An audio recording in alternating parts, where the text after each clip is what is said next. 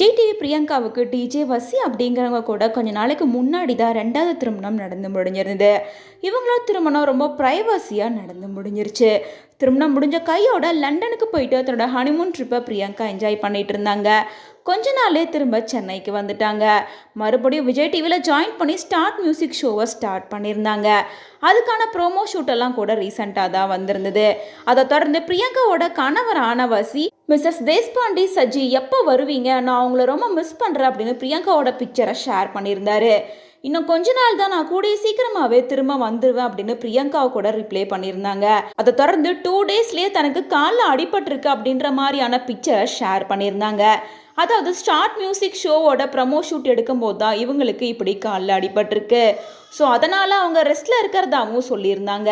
அதை தொடர்ந்து பிரியங்கா இப்போ லண்டனுக்கு கிளம்பிட்டதா ஒரு போஸ்டர் ஷேர் பண்ணியிருந்தாங்க.